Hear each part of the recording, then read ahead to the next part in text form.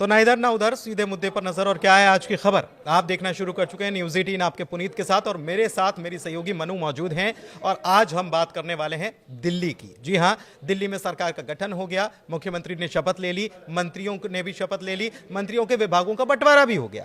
लेकिन मनु, मंत्रियों के विभागों का बंटवारा तो हो गया, लेकिन जो नाम सबसे ज्यादा चर्चा में था उसके हाथ में क्या आया?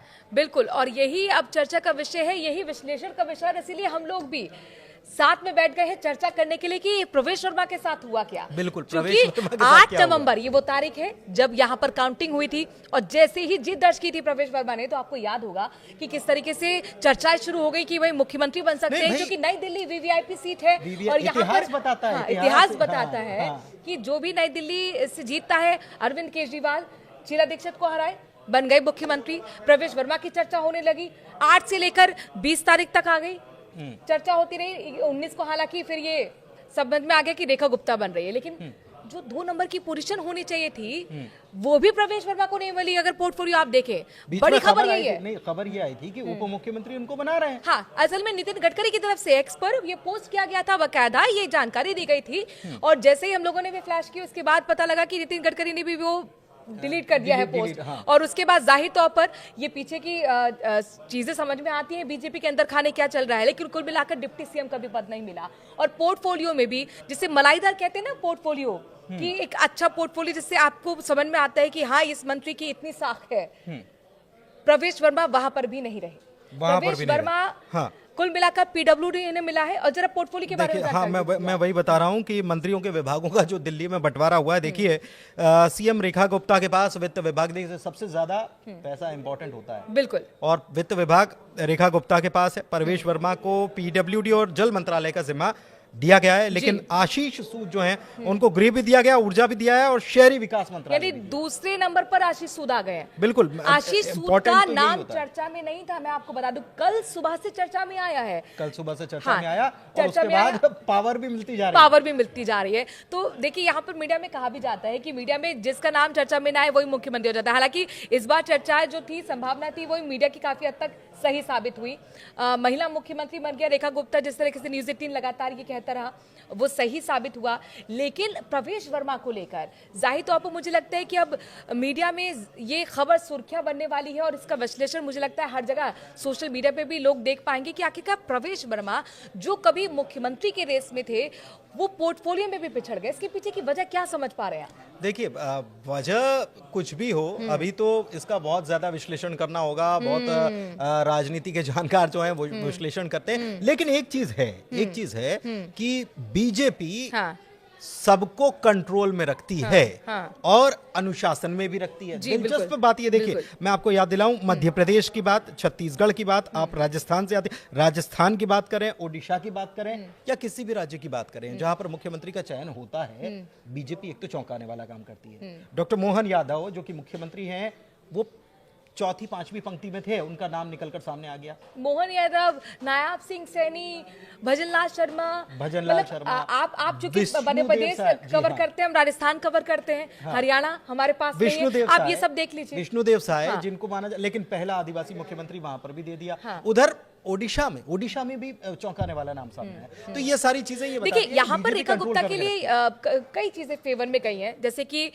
कोई महिला मुख्यमंत्री अभी मौजूदा वक्त में, जहां पर भी एनडीए की सरकार है, बीजेपी की सरकार है, वह महिला मुख्यमंत्री नहीं है। डिप्टी सीएम जरूर है हमारे यहाँ, यानी कि राजस्थान में दिया कुमारी, लेकिन कोई भी मुख्यमंत्री चेहरा नहीं है महिला, और इसीलिए मुख्यमंत्री चेहरे को आगे किया गया। महिलाओं को साधना जरूरी भी तो था। हाँ बिल्कुल, चूंकि महिला एक पक्का वोटर कहा जाता है बीजेपी का। दूसरा, ये राजनीतिक परिवार उनका नहीं है, खुद से ही अपने दम पर उन्होंने 30 साल का राजनीतिक करियर उनका रहा। एबीवीपी से उन्होंने शुरुआत की, डीयू का छात्र संघ चुनाव लड़ा, अध्यक्ष बनी। तो यानी कुल मिलाकर जो एक आरोप लगता है ना कि राजनीतिक परिवार के लोगों को आगे बढ़ाना चाहिए, नहीं बढ़ाना चाहिए, क्योंकि इसको लेकर तो कांग्रेस पर ही हमलावर रही है बीजेपी। ऐसे में फिर कहीं ना कहीं इस फैक्टर को भी समझना था, और फिर वापस घूम के वहीं पर आते हैं जहां से बात शुरू कर रहे थे। शायद मुझे लगता है प्रवेश वर्मा को लेकर भी कहीं ना कहीं, चूंकि उनके जो पिता थे, एक राजनीतिक उनका रसूख था, परिवार से आते थे, पूर्व मुख्यमंत्री साहिब सिंह वर्मा के बेटे हैं। तो यानी कुल मिलाकर पोर्टफोलियो में मुझे भी ऐसा लगता है यहाँ पर, अगर जहां तक विश्लेषण किया जाए, कि कहीं ना कहीं इन चीजों का भी ख्याल रखा गया है। यही देखिए, बीजेपी क्या कहती है, अगर प्रवेश वर्मा को बना देते तो एक तो ये टैगिंग हो जाती कहीं ना कहीं, हालांकि बहुत लंबा एक अंतराल बीत चुका है।